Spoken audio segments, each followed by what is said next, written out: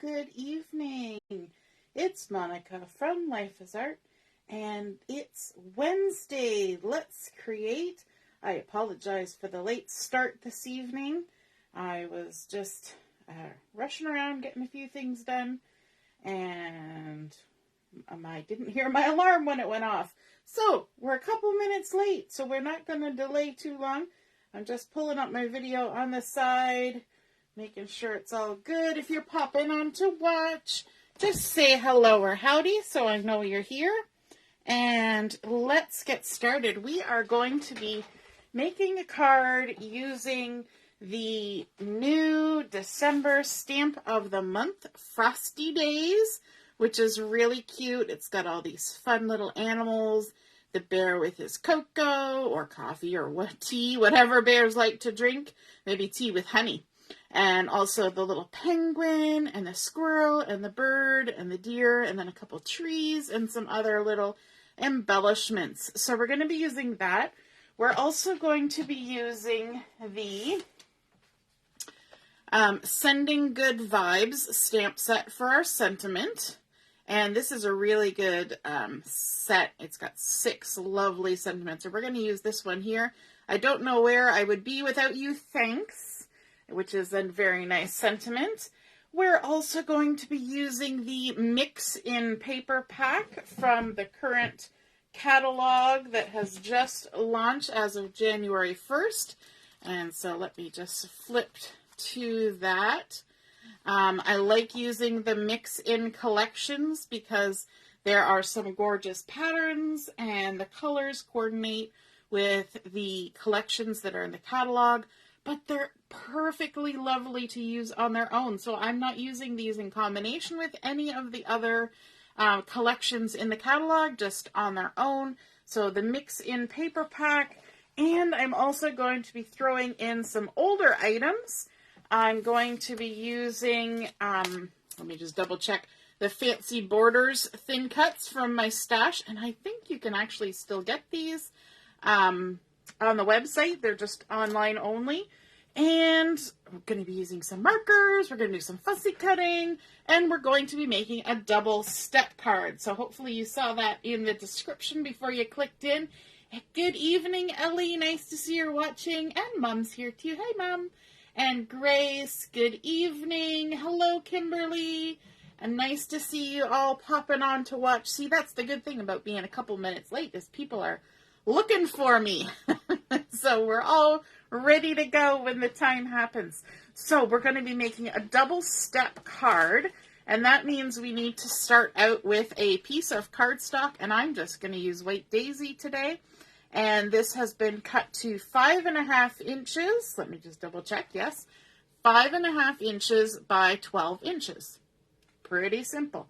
Then we're going to do a little bit of scoring. So we're going to line it up here on the Versamat. Going to grab my bone folder and my ruler. And this is very simple scoring. We're going to score it first at 2 inches. So just lining it up there along 2 inches, giving it a score. We're going to score it at 4 inches. So 2, then 4. And then we're going to score it at 8 inches.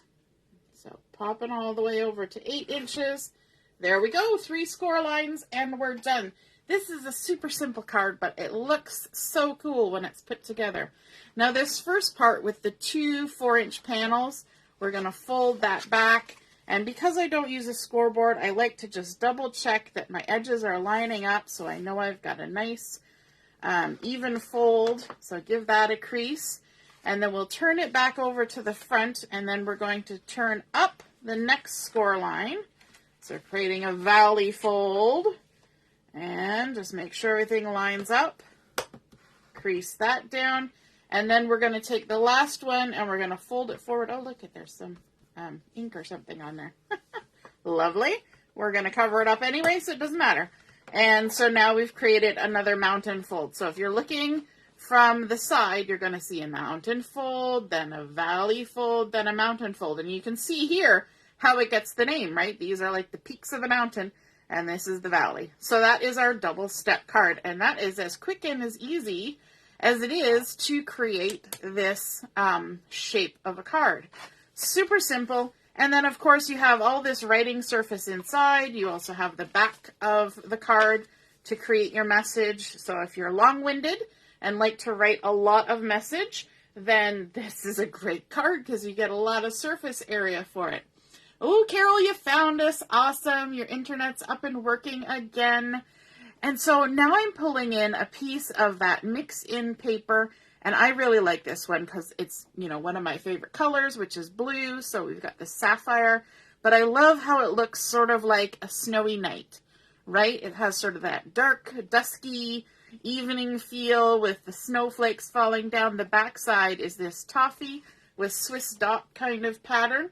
And I'm going to go ahead and add some adhesive onto this, and it has been cut to 5.5 inches by 4 inches so that it's going to fit on as the back panel of the first large mountain here on our card. So, got my adhesive on there.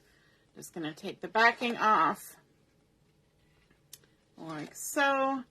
And the trick with putting paper inside somewhere where it's going to fold is that you need to work within the fold. So what I like to do is I like to sort of have my extra folds sort of sitting here, and then I'm going to slide my paper down into the crease and line it up from side to side, but then I'm going to actually fold that before I stick it down so that I know that it's not interfering, and you'll actually see that there's like a little bit of a hair's width left at the bottom, and if you're particular, you might want to trim that off, but it's not enough for me to worry about. Plus, our card currently is only 4 inches tall, and so it's going to fit in our standard envelope, even if a tiny little bit is hanging over. In fact, we're going to take advantage of that, and we're actually going to make something rise above the top of our card. Pardon me, I'm going to take a sip of water because I've got a tickle in my throat, of course. As soon as you start talking on camera, that's when you get the tickles in your throat, right? Okay, now I want to bring in this fancy border, and I want to go with this stitch sort of wavy line. I've cut a piece of Melon cardstock, which seems a little bit odd with what's happening. And this has been cut to about 2 7/8, but about 3 inches. And let me see where I am on the screen here. Sorry, I've got bright lights in my face, so I can't really see where I'm at. What I'm going to do is I'm going to line my Melon cardstock on my Versamat. And I'm going to take this and make sure that I've got the cut line at the top and the stitch line below. And I'm going to lay it on there. I'm going to grab my washi tape. And what I want to do is I want to avoid going any lower than 2 inches from the bottom. So I'm lined up here on the 4-inch line. So I want to make sure that my die cut does not come below 2 inches. So the 4-inch line. So let me just get it lined up here. There we go. And there we go. I think that's good. And stick it on there. And then I'm going to grab my die cutting embossing machine. And we're going to run it through with the sandwich. I love the edge that this creates. And it's so fun with things that are kind of snowy because it has that sort of up and down snowy hill kind of feel to it. So let's just grab this. There we go. There's the piece that's been cut off. We can put that away. And I kind of save that piece of washi tape. Use it a few times so I keep it stuck on the handle of my machine. So I can reuse it again. And then we'll put this back on the magnetic sheet so that we don't lose it. There we go. Awesome. And now you can see that this is going to fit on that front part of the card, covering up the white, but creating that fun little sort of wavy line. Now, you might look at this and say, why didn't you do it in white? And I thought it was because I needed a little bit of a cheery color on there, because I wanted this card to be cheery and I didn't want it to feel all like nighttime. So this is kind of that dusky sunset time of day. So we're going to pretend that this is the glow of the sun on the snow as it's setting. So I'm adding a little bit of adhesive at the bottom of this, and then I'm going to add the adhesive here at the top of this first mountain fold on my card. And the reason I'm doing that is because if I stuck it on my cardstock, I would probably never get it in the right spot. And then I would have adhesive sticking out weird on the back, and there's a little piece of the backing that didn't come along. Didn't come along for the ride. There we go. There we go. Got it off now. I would end up with adhesive and then my card would stick itself together. So I'm going to take it and I'm going to squish this down, and I like to use my fingertips along the edge to line this up, making sure that I'm getting it lined up left to right, and then lay it down like that. And there is our main part of our card finished. Pretty simple, pretty easy, but let's add a little pizzazz to this. So I've got my Melon shimmer trim, so it's going to look really nice with the Melon cardstock. And I like to keep my shimmer trim with a little bit of the plastic hanging over the edge, the plastic backing, because it's such a pain to try and peel that backing off if you don't leave that little tag. And so, hey Debbie, nice to see you're watching. Hello, hello. So I'm going to line it up on one of the lines on my Versamat. It really doesn't matter which line. I'm going to roll out a little bit, and this is a bit tricky because I'm trying to hold my card down because it wants to jump up. And then I'm going to peel the backing off to the point where I think I have enough. And then maybe at about 3/8 of an inch up from the bottom, I'm going to stick down a nice line of that Melon shimmer trim. Because, you know, nothing glistens like snow. So we need to have a little bit of shine and shimmer there. And then I'm going to go ahead and trim off from the back side the ends of my shimmer trim. And then you will see that I now have a long tag on my shimmer trim. Okay? But you always want to leave like a little bit, maybe an inch of that plastic, because it saves so much time if you do it that way. So that's my biggest advice with shimmer trim, is to always save that little bit sticking over. Then I've got a zip strip, and it's actually, I think it's actually the zip strip that came off of this pattern paper. And it's fun because it's got a lot of the colors. It's got the periwinkle and the melon and the sapphire and the toffee and lots of pretty colors in there. So I'm going to go ahead and add this just right on top of that shimmer trim, just to create a nice little spot for things to land on, because we haven't even got to the stamping yet. And I'm going to line that, butt it right up against it all the way across, like so. Oh my. There we go. Okay, now like I said, I'm going to be using these stamps here, and I have already gone ahead of time. And I've stamped the deer and the bird and the tree and this tree and the little birdie house thing.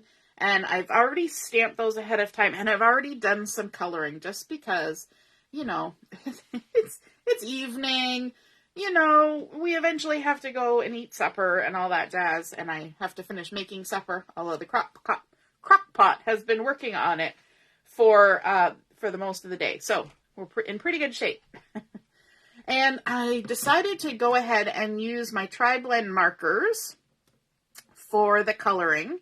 I kind of considered doing watercolor because that would have been fun, but I kind of decided to take the easy route and just go ahead with the markers. So I've got my earth brown blend, my dull green blend, my true blue blend, and the coral blend. So for this little tree here, I'm just going to be using the brown and the dull green. So the earth brown and the dull green. And the first thing I want to do is the the trunk of the tree. So I'm going to start with the mid color and just come in and color in the trunk of the tree. Easy peasy. Like that. And then I'm going to switch to the dark. I like that our tri-blend markers have all three colors. And I'm going to just go down the left side of the trunk with the dark. Just like that. And then across the bottom. And I've done a lovely job of not coloring in the lines, but that is okay. And then I'm going to take the mid of my dull green and I'm going to start coloring in my tree. And you know what? The other thing I like about these markers is that they're pretty forgiving. You don't have to have awesome coloring skills, because I don't. And so you just get the color on there. I'm not doing any real fancy coloring today. No, 3 different shades and all that jazz. We're just doing straight color and then a little bit of shadow. So just go ahead and add that on. I'm going to flip it around because we've got the curve going the other way now.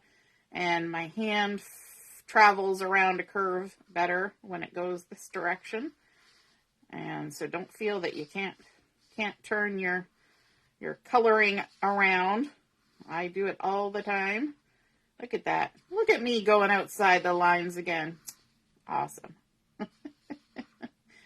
There we go. So we've got our mid green, and then I'm going to come in with the dark as well.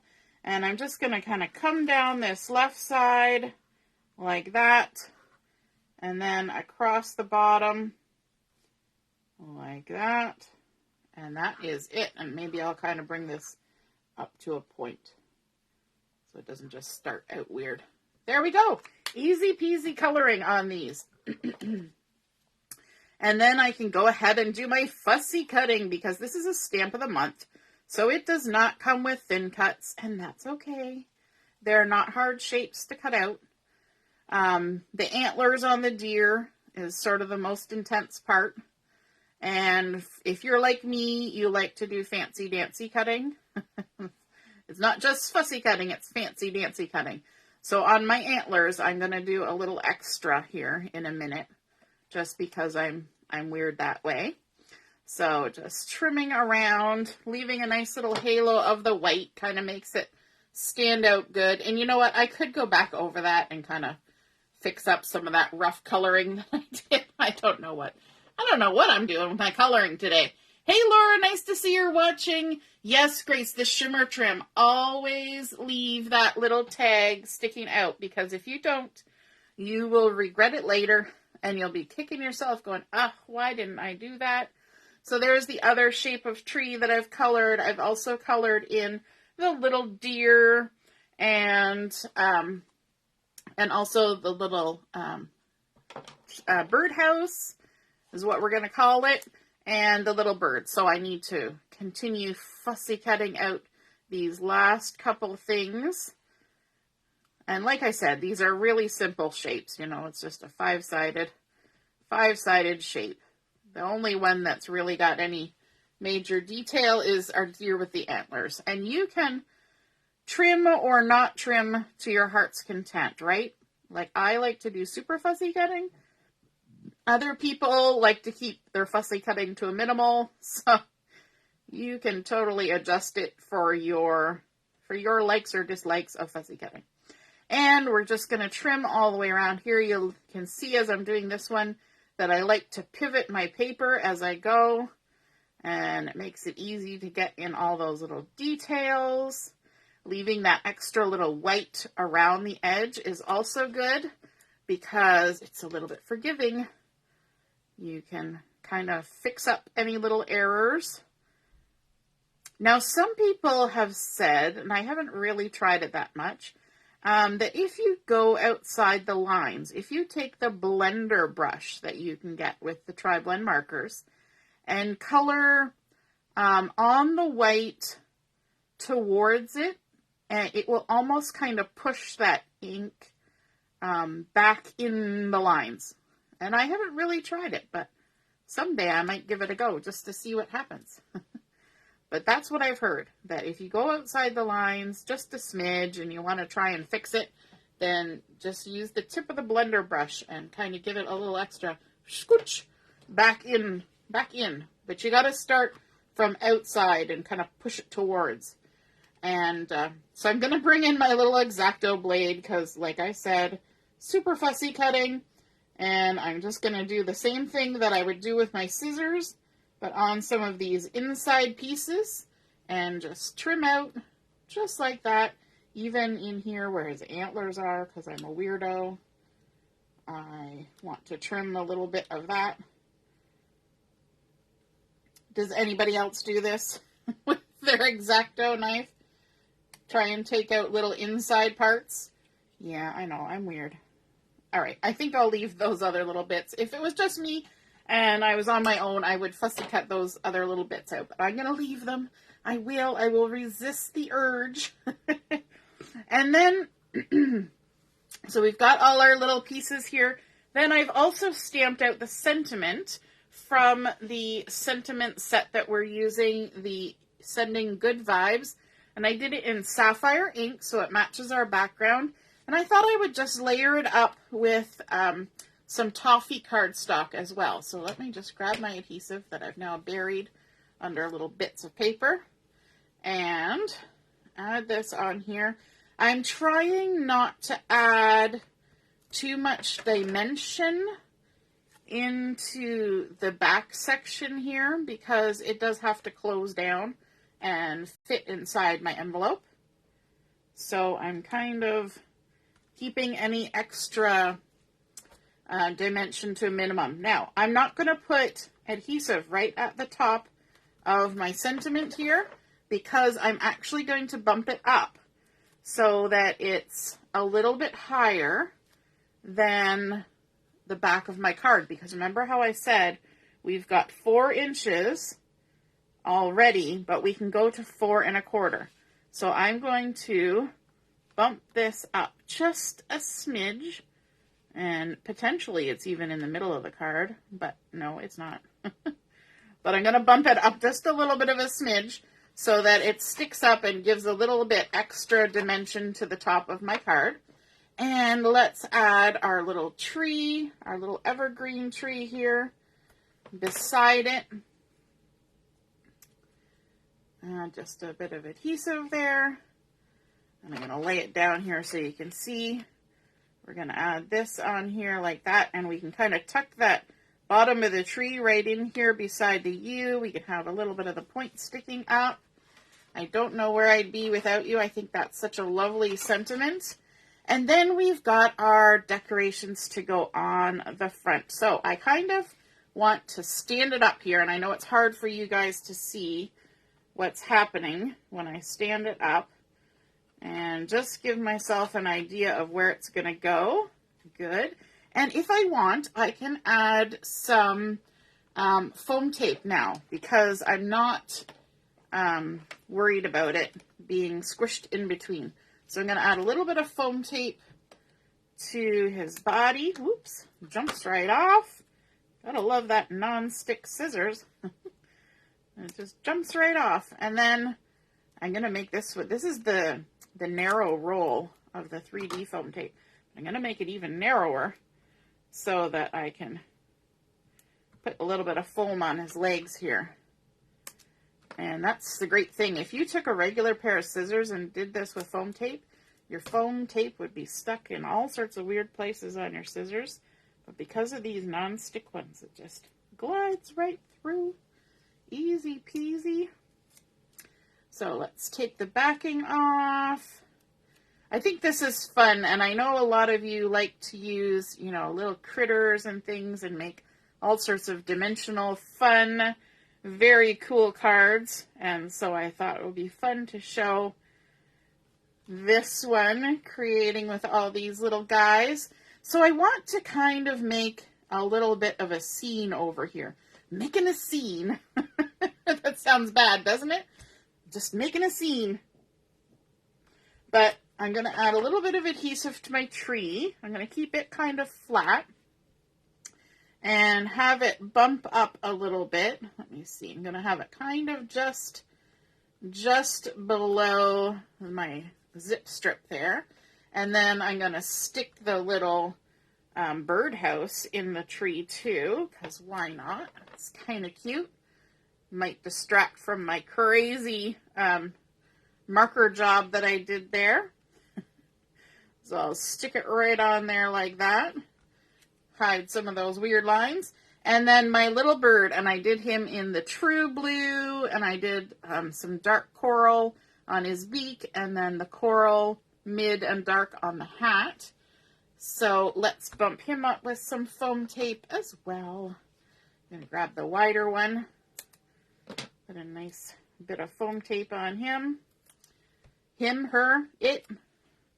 And stick it down here. Maybe down on the same level as the deer. Just kind of walking away from the little tree there. Having a nice little conversation with the deer. I don't know where I'd be without you. And let's also add a few little melon dots. These new dots embellishments. We've got some little hearts and things and dots, and I think those would be fun to add maybe on this back layer. I'm going to fold this down a bit. Grab my piercing tool, because that's the easiest way for me to pick these up. And do I want hearts or do I want circles? Maybe hearts, because we're talking about how much, you know, where you'd be without the person. So I think a few little hearts would make a nice little cluster there, just like that. Maybe even keep them all the same direction. And that's as easy as it's going to be, right? Just stick a few little hearts on there. Kind of gives a little bit of weight to this side, but I also like that we have a tree on this side and a tree on this side. And isn't that cute? Oh my goodness, those Frosty Days little critters and trees. And then the Sending Vibes stamp set. I don't know where I would be without you. Our nice dimensional double step card. We used the pattern paper from the Mix-In collection and zip strips. Then we've got our Melon shimmer trim on here as well. We used our fancy borders die to create the nice shaped edge. Even though the original edge was just a straight edge, you can totally jazz it up with those nice edges or punches or things. And then stamping out all these beautiful embellishments, coloring with the tri-blend markers, adding our sentiment on in Sapphire so it kind of blends in with our background, and a few little melon hearts just for a little extra love. I hope you guys enjoyed seeing that double step card come together and feel inspired to create with the December stamp of the month. And have a wonderful evening, and I hope to see you guys at the crop starting tomorrow morning at 9 in the morning. We will see you there. It's a mystery. Have a lovely night. Toodaloo. Bye.